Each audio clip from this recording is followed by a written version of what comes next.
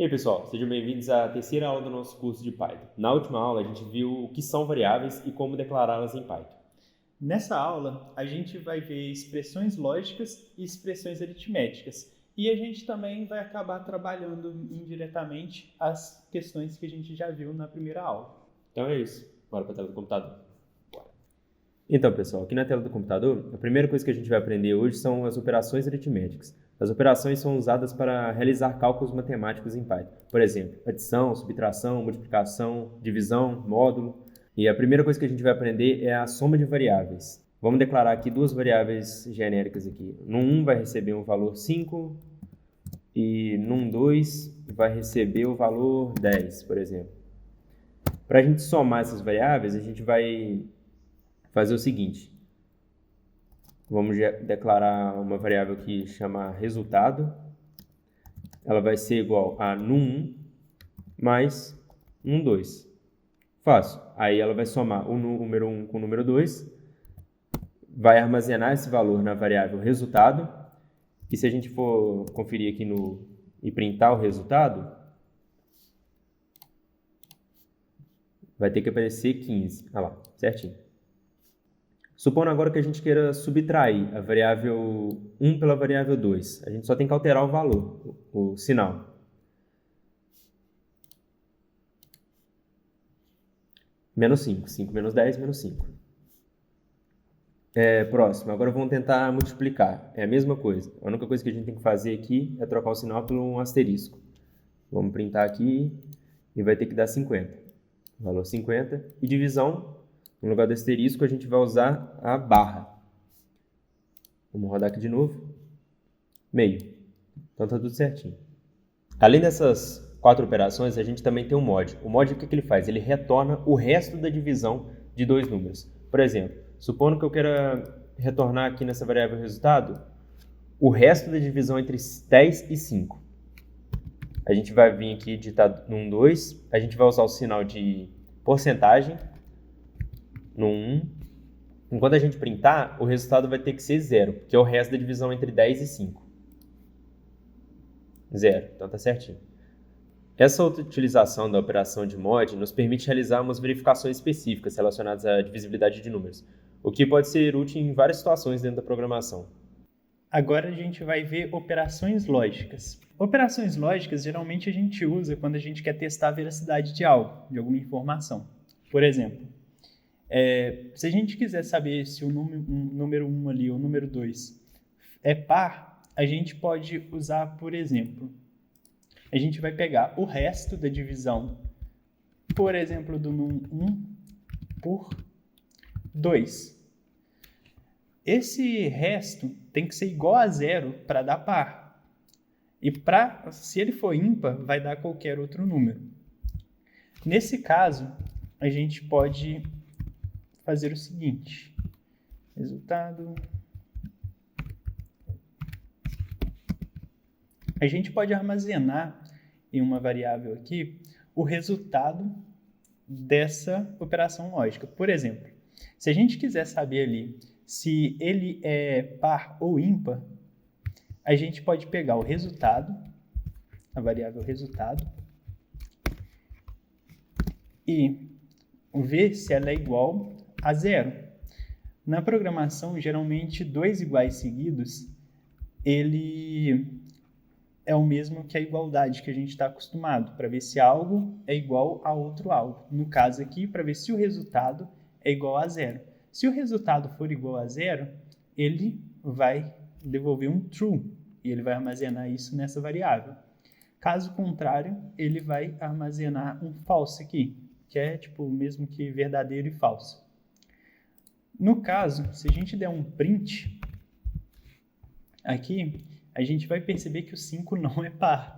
É meio óbvio, né? Mas o 5 não é par. Então, ele já vai devolver um false para a gente. Caso fosse o 10, que é o num2, ele já ia devolver um true, porque o 10 é um número par. Caso a gente quisesse fazer o contrário, por exemplo, se a gente quisesse ver se algo não é alguma coisa, a gente poderia usar um diferente, que é o exclamação, e depois a igualdade.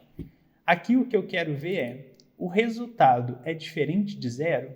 Entende? Se for diferente de zero, aí ele vai retornar um true. Se for igual a zero, ou seja, outro caso, ele vai retornar false agora. Então aqui, ó, se eu testar, por exemplo, o num2 é par, né?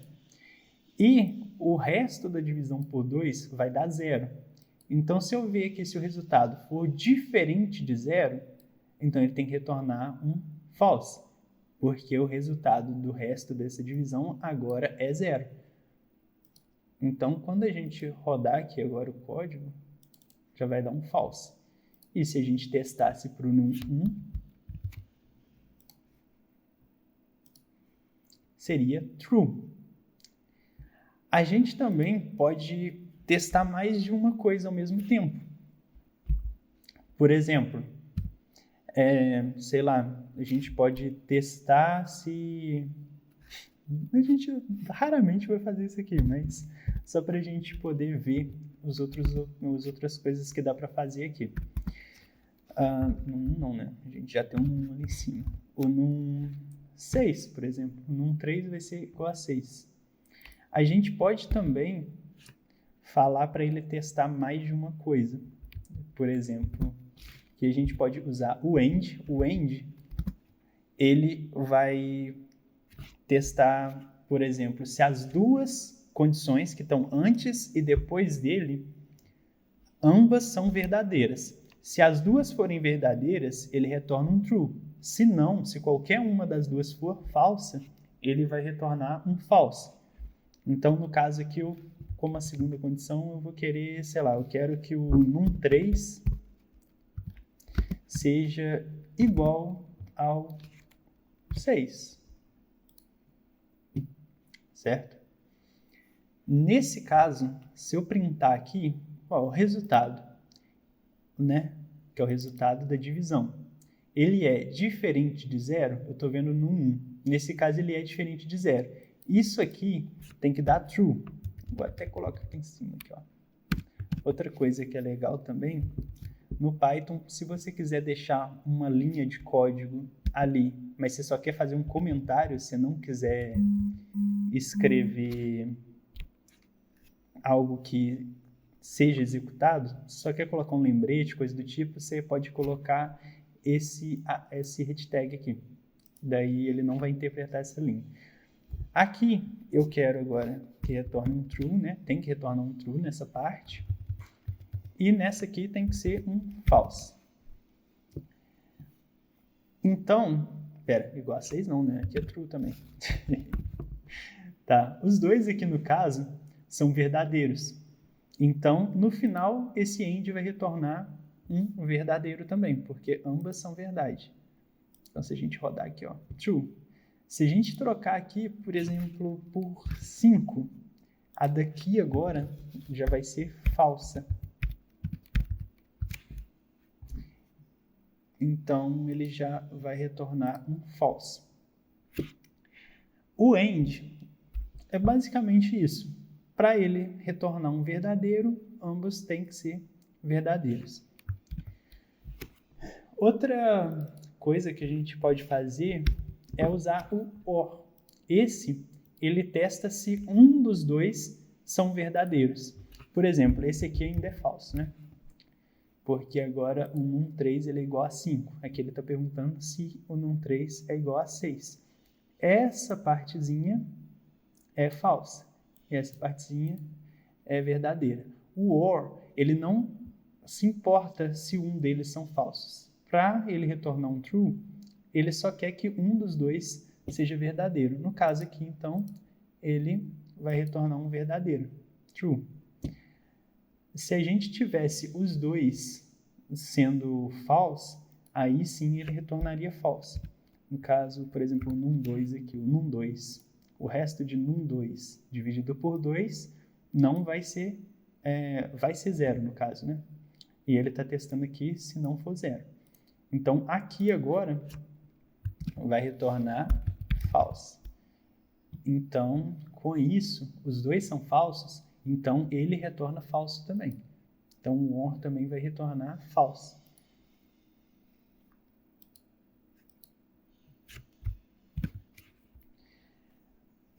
Agora, também dá para a gente fazer outra coisa, negar isso que vai sair aqui. Por exemplo, se a gente mantesse a situação atual aqui, a gente também poderia colocar um not. O not, ele só nega o que está acontecendo atualmente ali. Por exemplo, ó, se a gente tem aqui um false e um false, o OR, ele também retorna um false, certo? Deixa eu só ajeitar aqui para ficar um em cima do outro certinho. Então, o resultado final que a gente vai ter é esse aqui, o resultado do OR.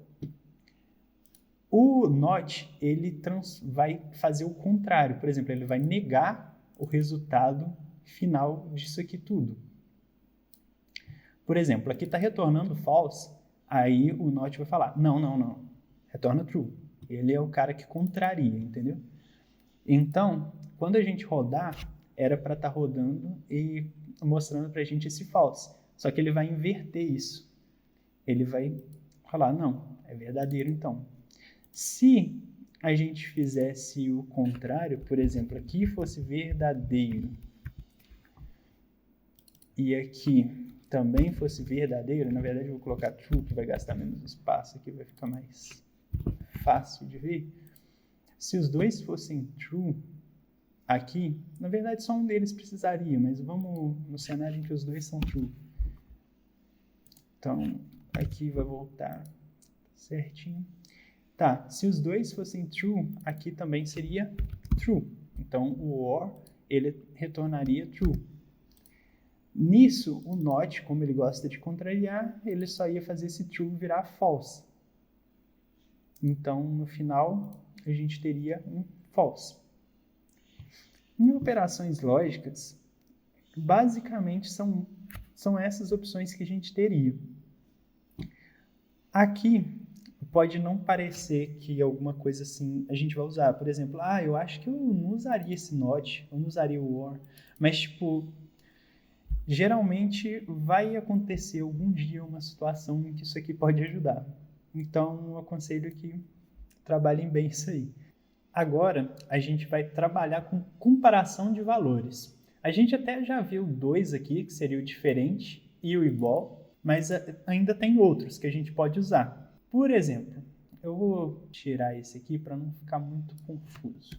Se a gente quisesse agora testar se um número é maior que o outro, a gente poderia usar esse sinal. Na matemática, quem já viu isso aqui vai entender de primeira, mas aqui a ideia é, se o 1 for maior que 2, ele vai retornar alguma coisa. É a mesma ideia das expressões lógicas, dos operadores lógicos que a gente acabou de ver. Isso aqui vai retornar um true ou false também. No caso, se a gente der um print nesse resultado, o no 1 ele é maior que 2, né? Porque o no 1 é 5. Então, ele vai retornar um true. A gente também poderia fazer o contrário, o sinal de menor. Nesse caso, ele já vai retornar um false, porque no 1 é 5. 5 é maior que 2. Outra coisa que a gente pode fazer também é, por exemplo, se a gente colocasse aqui um 5, né? O no 1, ele é 5. Ele é menor que 5? Não, ele é igual a 5, certo? Então vai dar false. Então, a gente tem outra coisa também que pode ajudar, que é o menor igual. Se a gente colocar dessa forma, ele também vai verificar se é igual. Então, ele vai retornar true se ele for menor ou se ele também for igual. Então, nesses dois casos, ele já retorna um true. Também é possível fazer o contrário, ver se ele é maior ou igual. Então, no 1 é maior ou igual a 5? Sim, então também deve retornar um true. A gente também, se colocasse aqui um número 3, por exemplo, 5 é maior que 3. Ele continuaria avaliando se ele é maior também. Então, retorna um true. E fora os que a gente já viu, a gente só tem esses. Bom, agora a gente vai dar uma olhada nos operadores de atribuição.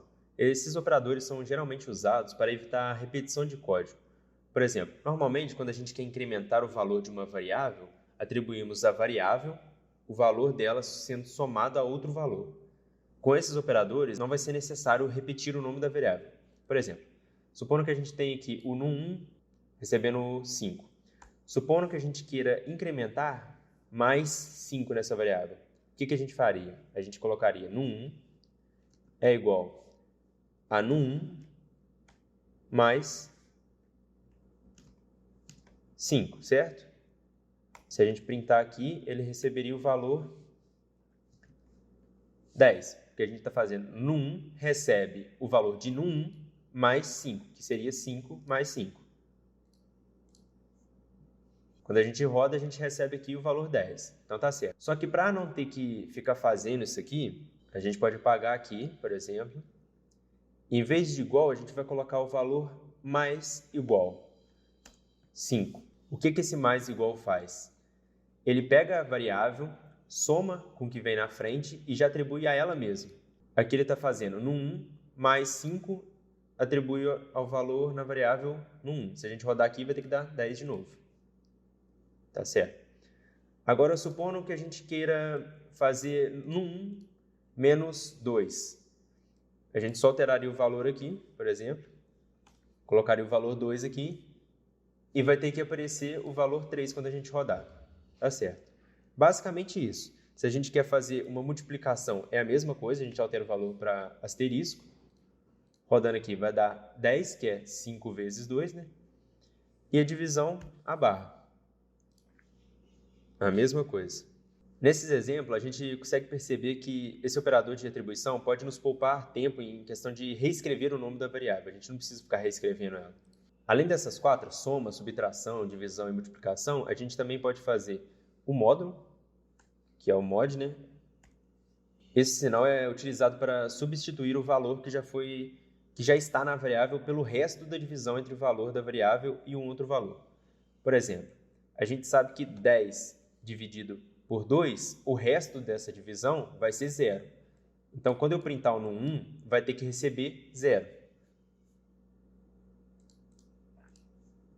0. Agora, supondo que aqui seja 3. O resto da divisão entre 2 e 3 é 1.